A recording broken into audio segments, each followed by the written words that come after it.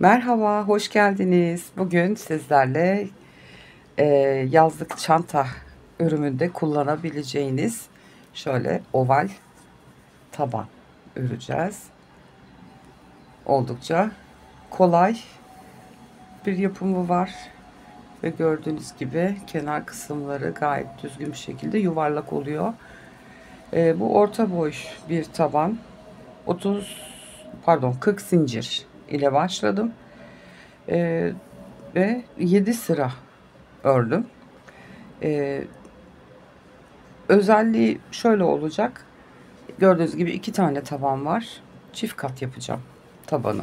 Ve arasına şöyle kanvas. Taban kadar bir ölçüde kestim kanvası. İçine de bunu koyacağım. Şöyle sağlam, kalın, taş gibi bir çanta tabanı olacak. Kağıt iple yaptım. Bunu dilerseniz pamuklu, makrome, polyester makrome, rafya, her türlü iple yapabilirsiniz. Bu şekilde iki kat olacak ve arasında kanvasınız olacak. Böyle gayet sert, sağlam bir taban olacak. Kanvas bu metre işi satılıyor. İnternetten almıştım metreyle.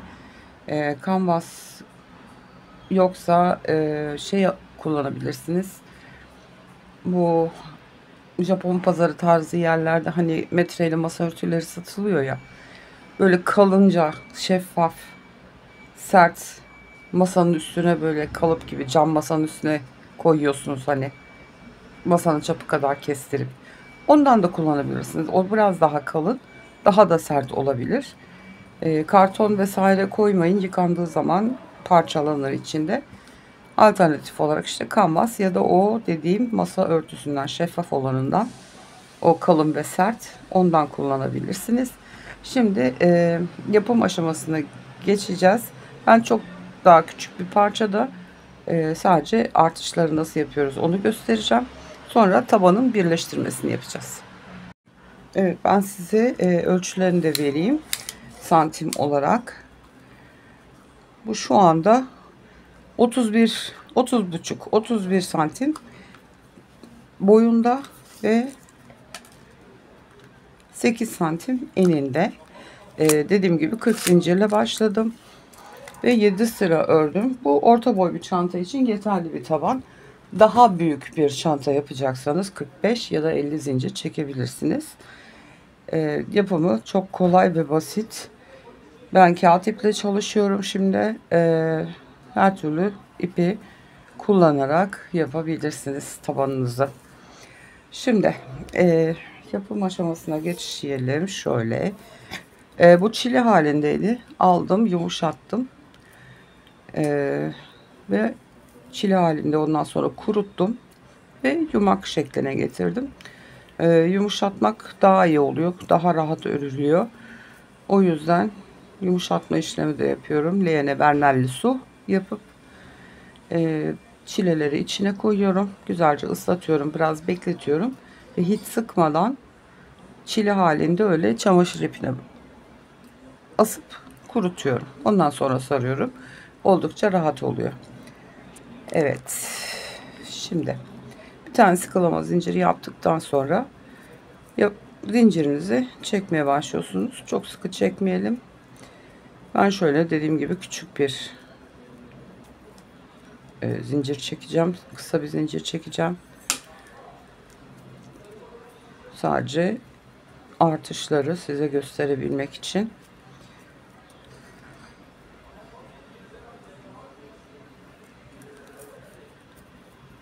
Evet, bu kadar bir zincir yeterli, saymadım bile. Şimdi ilk zinciri bırakıyoruz. İkinci zincirden itibaren arkasını çeviriyoruz. Bakın şu arkalarda şöyle yatay çizgiler var. Onlara batarak çalışacağız. Ve ikinci zincirden itibaren arkasındaki noktaya batıp ilk sık iğnemi yapıyorum. Devam ediyoruz.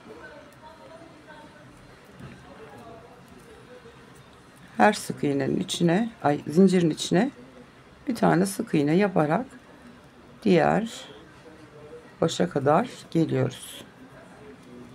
Son zincirimiz şu şekilde. Şimdi bu son zincirin içine arkasındaki yere batıyorum. Şu ipi de şöyle üstünden atıyorum arkada kalsın diye ve buraya 3 tane sık iğne yapacağız son zincirin içine, dönüşü sağlamak için. Şimdi bu ipimi de içinde yürüteceğim.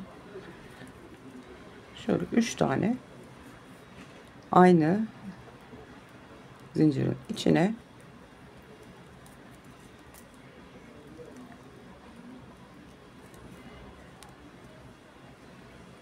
sık iğnemi ördüm. Dönüşümü yaptım. Şimdi zincirin arkasına batmıştık. Şimdi bakın zincir şeklinde görünüyor burada. Hepsine batarak diğer baştaki zincire kadar birer birer sık iğnelerimizi öreceğiz. İpimi de yürütüyorum içinde.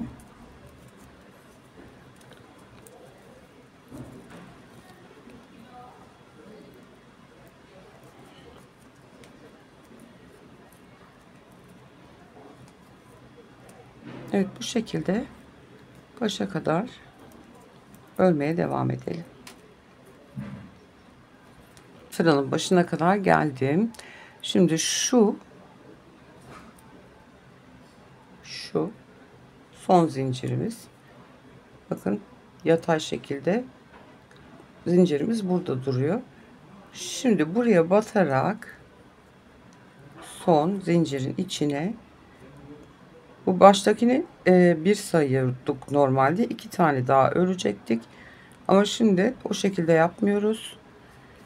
Bu zincirin içine 3 tane sık iğne örüyoruz. Son zincire 3 tane sık iğnemizi öreceğiz. Şimdi bu ilk zincirin üstüne denk gelecek. Bunu altta kaybetmiş oluyoruz. Şu şekilde altında kaldı. Bu şekilde yaptığımızda bu dönüş daha güzel oluyor. Şimdi burada işaretleyiciyi koyabiliriz. Sıramızın başı burası. 3 tane sık iğnemizi yaparak sıramızı bitirdik. Şöyle ön yüzüne taktım. Şimdi devam ediyorum. Birer birer diğer başa kadar, dönüş yaptığımız yere kadar birer birer sık iğnelerimi öreceğim. 3 tane sık iğne ördüğümüz dönüş yerine geldik. Kenardaki, yandaki düz sık iğnelerimi ördüm. Şimdi bu 3 tane sık iğnenin içine hep 2 batacağız. İlkine 2 tane yaptım. Devamındakine 2 tane örüyorum. Ve üçüncüsüne de 2 tane sık iğnemi ördüm. Ve şu şekilde dönüşümü sağladım. 3 sık iğneydi, 6 sık iğneye çıkarttık. Her bir sık iğnenin içine 2'şer tane battık. Şimdi yine yan kısımda kalan tek tek sık iğnelerimizi örmeye devam ediyoruz diğer başa kadar. Sıra başına geldim. Kenardaki sık iğnelerimi bitirdim. Dönüş yaptım. 3 sık iğnedeyim. Son sık iğnemiz bu. Şimdi yine bunlara hep 2'şer batacağız. Çift öreceğiz yani. Toplamda 6 tane olmuş olacak. İkincisine 2 tane yapıyorum. Ve işaretleyicimin olduğu son sık iğnemdi. Ona da 2 tane sık iğneyi örüp ikinci sıramızı bitirmiş olduk şu şekilde. Şöyle göstereyim. Şimdi bu işaretleyiciyi dilerseniz burada bırakın, dilerseniz son yaptığınız sık iğneye batırabilirsiniz. Ben şöyle ön yüzünden batırıyorum. Çalışırken rahatsız etmiyor beni. Evet, şimdi yine birer birer sık iğne yaparak şu köşedeki dönüş noktasına kadar sık iğnelerimizi örelim. Çiftleri yaptığım yere kadar geldim. Şimdi ilk çiftim, ikinci çiftim ve üçüncü çiftim. Şimdi çiftlerin, bakın şu çiftim, ilkine çift batıyorum tekrar. Aynı sık iğnenin içine 2 tane yapıyorum. Bir çiftimi yaptım. İkincisine tek batıyorum. Diğer çifte geçiyorum. İlkine çift batıyorum. İkincisine tek batıyorum.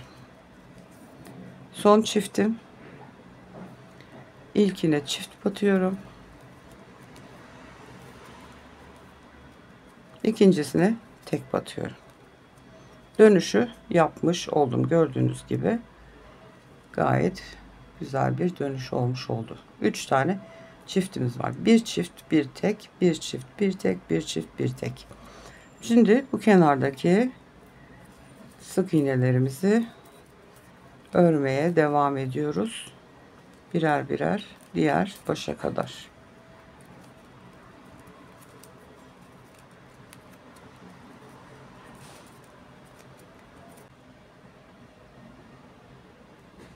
Evet, köşeye geldim. Çiftlerim.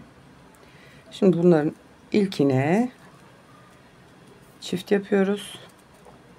Her iki tarafta da eşit çalışıyoruz. Burada ne işlem yaptıysak aynısını burada da yapıyoruz. İlk çiftimi yaptım. Çiftin ilkine çift battım. İkincisine tek batıyorum.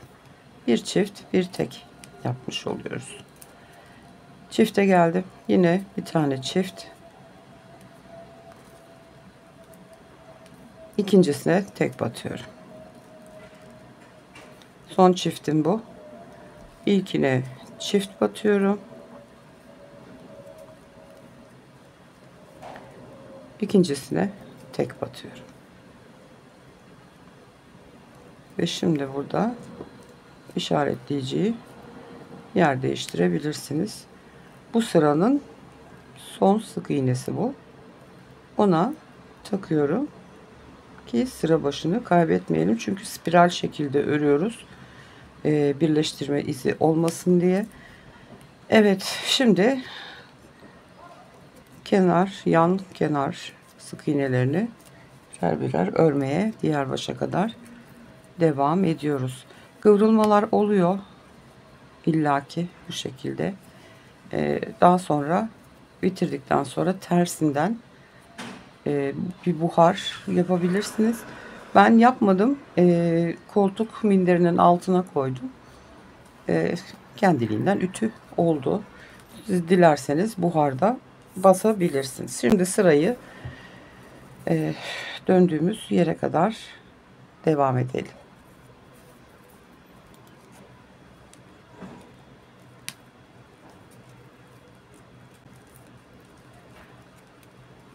Gördüğünüz gibi örümü gayet kolay.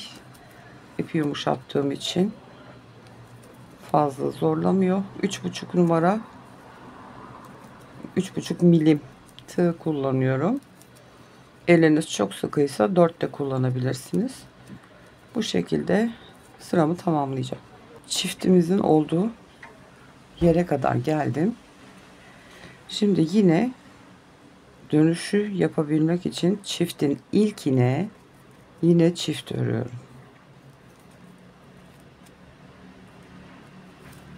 İpin katı ayrıldı. İlkine çift yapıyorum. İkincisine tekimi örüyorum. Ve bir önceki sırada bir tekimiz daha var. Ona da tek batıyoruz. Yani bir çift, iki teke çıkartmış olduk. Çifte geldim. İlkine çift örüyorum yine.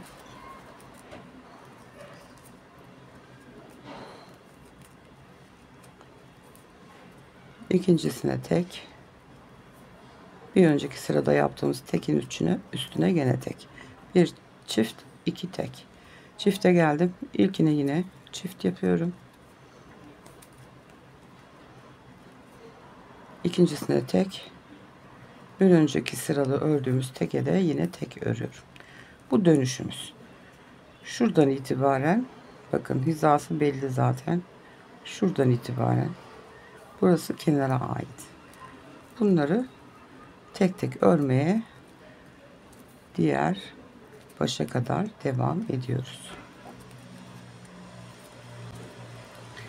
Şimdi burada önemli olan çiftleri sürekli üst üste getirmek. Bakın şimdi 2 tane çift üst üste getirdik. Bakın çıkıntılar oluşmaya başladı. Bunu sürekli böyle örersek hem çiftler bu tarafa doğru kayıyor zamanla, hem de aynı hizada sürekli üst üste ördüğümüz için sivrilikler oluşuyor. Biz onu önlemek için son 2 sırada farklı bir işlem yapıyoruz. İlla ki YouTube'da bir sürü taban videoları mutlaka var. Daha önce ben de örmüştüm geçen sene polyester makrome ile oval taban, ama böyle çift katlısını ilk defa yayınlayacağım. Daha güzel duruyor, daha tok duruyor 2 kat olunca. O yüzden yapmak istedim. Şimdi sıranın başına kadar, dönüş yerine kadar, çifte kadar yan kenar teklerimizi örmeye devam edelim. Çiftime geldim. Dönüş yaptığımız yer. İlkine yine çift örüyoruz. Aynı sık iğnenin içine 2 tane ördüm. Diğerine tek, bir sonraki de tek, ona da tek yapıyorum. Bir çift 2 tek örmüş oldum. Çifte geldim. İlkine çift örüyorum ve aradaki 2 tekimi örüyorum. Amigurumi gibi düşünün. Bir çift bir tek, 2 çift bir çift 2 tek arttırma yapıyoruz. Aynı onun gibi. Son çiftimin ilkine 2 tane ördüm ve bakın son 2 tane tekim. Onlara da tek batıyorum. Şimdi ben tabanı 7 sıra örmüştüm. Siz dilerseniz daha geniş bir taban 9 sıra yapabilirsiniz, 11 sıra yapabilirsiniz. Ayracımı bir üst sıraya son sık iğneme takıyorum. Evet, 4. sıramızı bitirdik. 5. sıraya başlıyoruz. Kenar sık iğnelerini çifte kadar yine birer birer örmeye devam ediyoruz. Evet, çiftime geldim. Yine ilkine çiftimi yapıyorum ve devamında bu sırada bir çift 3 tek olacak. İkincisine tek örüyorum ve daha önceki teklerin üstüne de tek örerek bir çift 3 tane tek örmüş oldum. Yine çiftin ilkine çift örüyorum ve 3 tane tek örüyorum.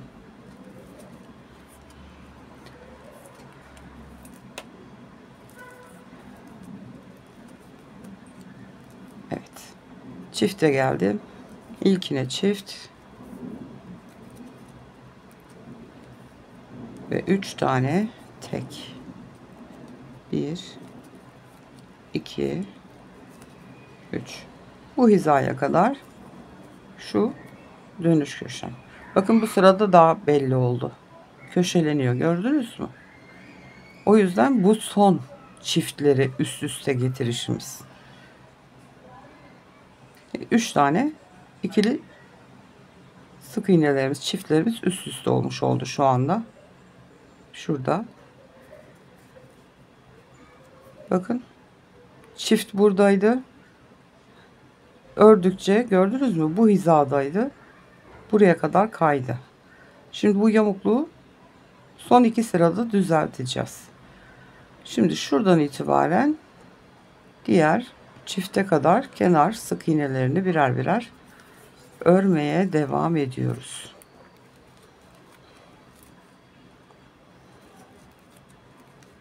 Çiftime geldim. Yine aynı şekilde ilkine çift, devamında 3 tane tekimi örüyorum. Çiftin ilkine çift,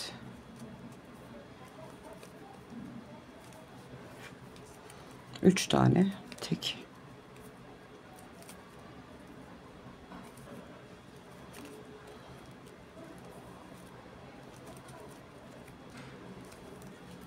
Çiftin ilkine çift,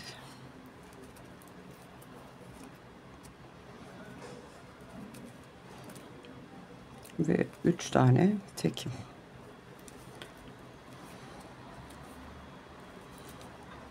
Ve sıramız burada bitti. İşaretleyicimi yukarı alıyorum. Şu şekilde. Evet. 5 sıramızı ördük. Şimdi 6. sırada bu köşelenmeleri yok etmeye başlayacağız. Şimdi çiftin olduğu yere kadar yine kenardaki tek sık iğnelerimizi örmeye devam ediyoruz. Çiftin olduğu yere geldim. Şimdi önemli olan çiftleri üst üste getirmemek.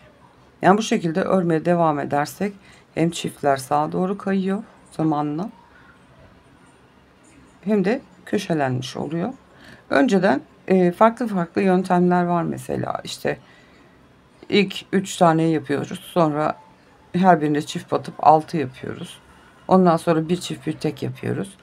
Ondan sonra bir tek bir çift yapardık. İşte ne bileyim ben, değiştirdik, 2 tek bir çift yapardık. Buna hiç gerek yok.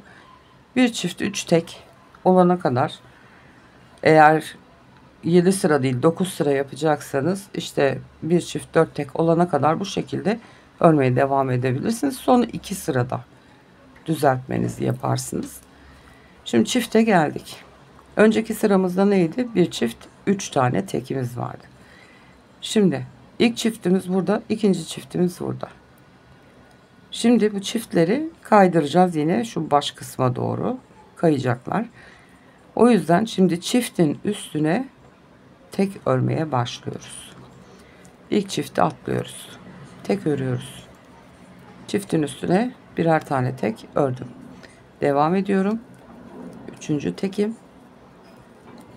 4 tek yapacağız ya. 4 tek bir çift olacak ya bu sırada. Şimdi çiftten itibaren 1, 2, 3, 4 tane tekimi örmüş oldum. Şimdi bir tane tek kaldı. Çiftim burada. Şimdi çiftin önündeki son teke çift örüyorum. 4 tane tekimi ördüm. Bir tane çiftimi yapıyorum. İlk çifti buraya yapmış oldum. Buradaydı. Buraya kaydırmış oldum. Şimdi yine alt sırada bir çift 3 tekti. Şimdi çiftin üstünden başlayarak 4 tane teki öreceğiz. Biraz evvel yaptığımız gibi ilk tekim 2 tek, 3 tek, 4 tek. Bakıyoruz hemen, çiftin burada önünde son bir tane tek kaldı. O tekin içine çift yapmış oluyoruz. Çiftimi yaptım. Bu da ikinci çiftim. Önceki buradaydı. Bakın buraya kaymış oldu. Önemli olan son sırada şu zincirimizin orta noktası ya. Son sırada çifti tam bu orta hizaya. İkinci çifti bir çift, iki çift, üç çift oluyor ya. Ortadaki ikinci çifti şu zincirin hizasına denk getirmek, hemen hemen. Göz kararı. Hani açısı düzgün olsun. Buralarda olursa böyle kayık durur. Hani burada, burada ve tam ortada kalmış olacak çiftler. O yüzden onu yapmaya çalışıyoruz şimdi. İkinci çiftimizi ördük. Bakın bir önceki sıradaki çiftimiz. Tekle örmeye başlıyoruz. Bir tek, iki tek, üçüncü tek ve dördüncü tekimi ördüm. Buraya şimdi bakın, ilk yuvarlağı yaptığımız yer burası. Önündeki tek sık iğne burası. Şu hiza kenara ait olan sık iğnelerin tam hizası. Biz şimdi buraya 1, 2, 3, 4 tekimizi yaptık. Dönüşe ait olan son sık iğne bu olmuş oluyor. Ona da çiftimizi örüyoruz. Yani şu yarım dairenin tam asimetrik görüntüsünü elde etmiş olduk. Bakın. İlk çiftimiz bu yanda, ikincisi burada. Öbürü de şimdi tam bu orta hizada değil. Bir sonraki sırada buraya orta kısma gelecek. Bakın çift burada. Bir sonrakini buraya yapacağız. Tam zincirle aynı hizaya denk gelmiş oldu. Yani biraz matematiksel bir hesap oluyor. Başlangıçta da şu kısımda başlamıştık. Bitirirken de yine buralarda. Normalde böyle bu tarafa doğru hep çiftin ilkine battığımız zaman bu tarafa doğru kayıyor çiftler. Şimdi o yamukluğu tekrar geri düzeltmiş olduk. Biraz ayrıntılı anlatıyorum, konuşuyorum. Sıkılmıyorsunuzdur umarım. Ama bildiğim, yani kendimce bildiğim her şeyi size anlatmak istiyorum. Güzel güzel tabanlar, işte ne bileyim, kışlık örgüler, danteller vesaire vesaire. Yani bildiğim her şeyi size nacizane öğretmeye, göstermeye çalışıyorum. Evet, bu 6. sıramız. 1, 2, 3, 4, 5, 6. Son bir sıra daha öreceğiz. Şimdi diğer köşeye kadar şöyle şu çiftimize kadar kenar sık iğnelerini örmeye devam edelim. Çiftime geldim. Şimdi 4 tane tek örerek başlıyorum. Çiftin ilkini, ilk tekimi örüyorum. İlk tekim 2, 3 ve 4. Bakın bir alt sıradaki çiftim burada. Önünde son tekim var. O teke çiftimi yapıyorum. İlk çiftimizi buraya yapmış olduk. Şimdi çiftten devam ederek başlıyoruz. Bir tek, iki tek,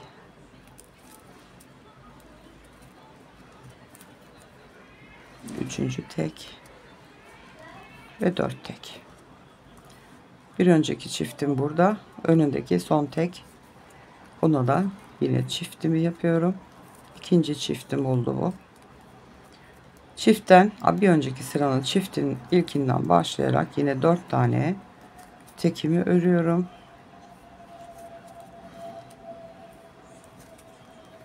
Ve 4.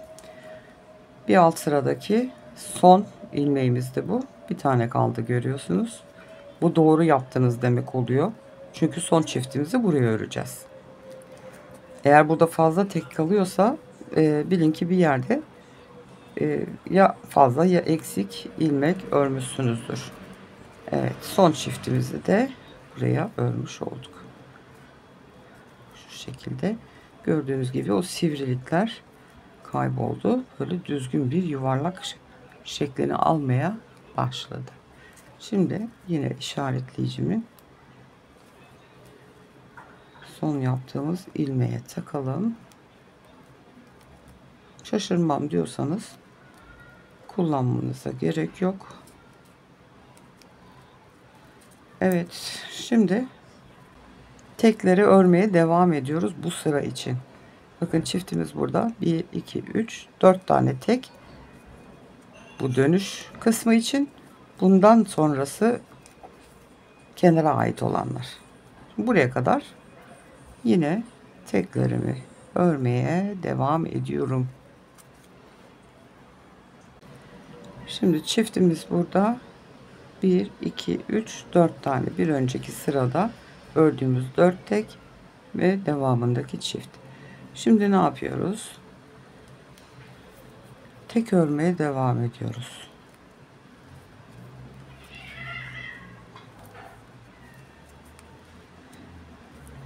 Çiftimiz burada.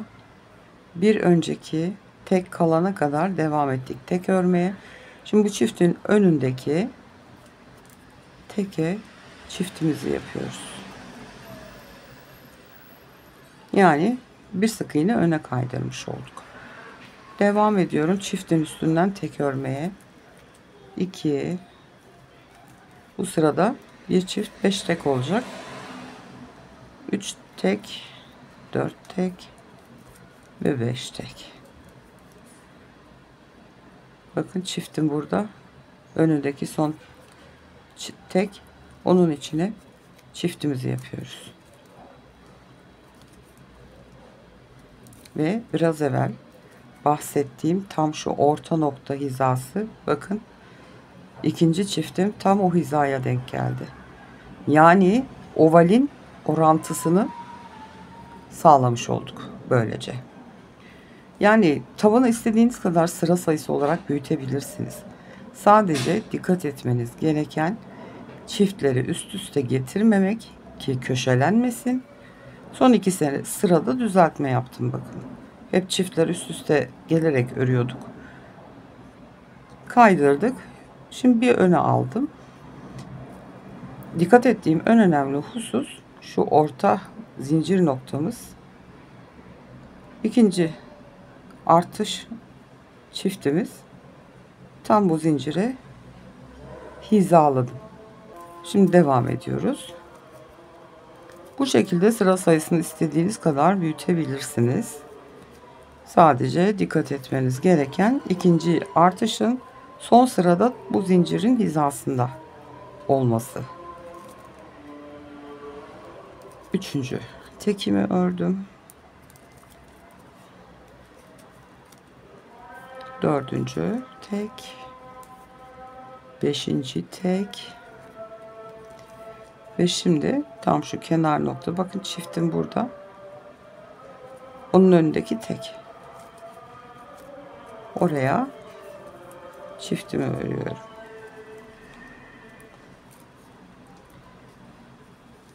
ve tek örerek devam ediyoruz. Şimdi bu köşemiz, dönüşümüz. Bundan sonrası tek tek devam ediyor. Kenar sık iğnesi olarak, kenara ait sık iğneler. Son sıramızın son dönüşüne kadar şu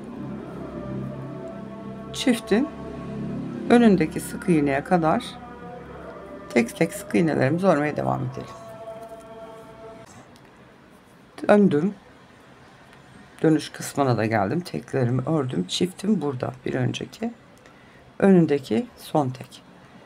İlk çiftimizi oraya yapıyoruz. Çiftin bir önündeki teke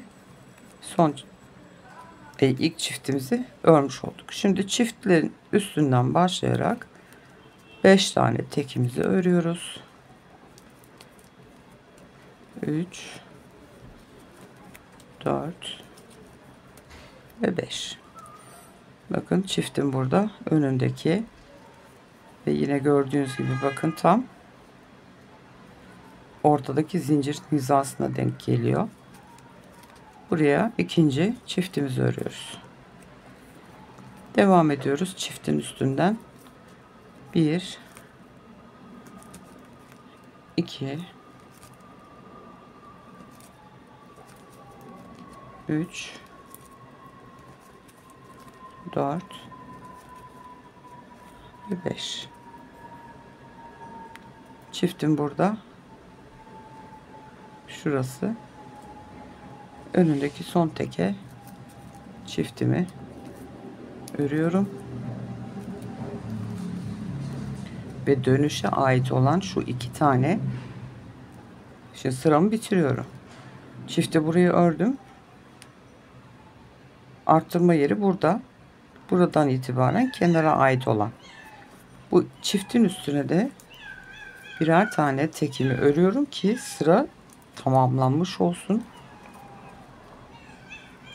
Evet, şu anda bakın tam şurası kenarın sık iğnelerine ait olan yer. Oraya batıp bir tane kaydırma yapıyorum ve ipimi kesiyorum. Hiç düğüm atmadan ipimi çekiyorum. Şu şekilde spiral ördük ya.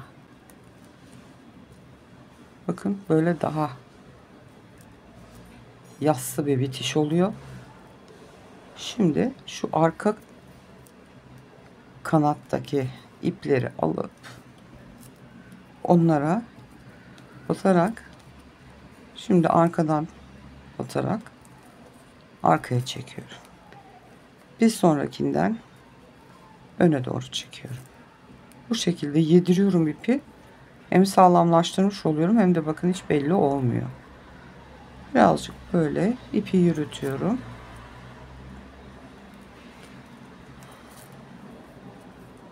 Evet, bu kadar yeterli. Şu arka kanadını alıyorum ilmeğin. Evet, ipimizi de sakladık ve fazlasını kesiyoruz. Şimdi gördüğünüz gibi eğrilip bürülüyor.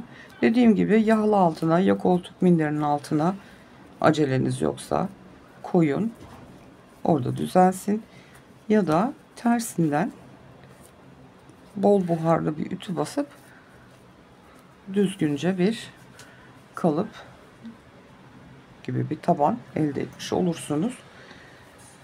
Tabii bu şimdi kısa bir şey olduğu için böyle daha geniş durdu. Yapımı böyle gördüğünüz gibi son derece düzgün ve ortasında açıklık olmayan şöyle güzel bir oval taban elde etmiş olduk. Şimdi bir sonraki videoda da ördüğümüz iki tabanı ve kanvasın birleşimini, üste nasıl çıkıyorum onu anlatmaya çalışacağım. Bir sonraki videoda görüşmek üzere. Kendinize çok iyi bakın. Hoşça kalın.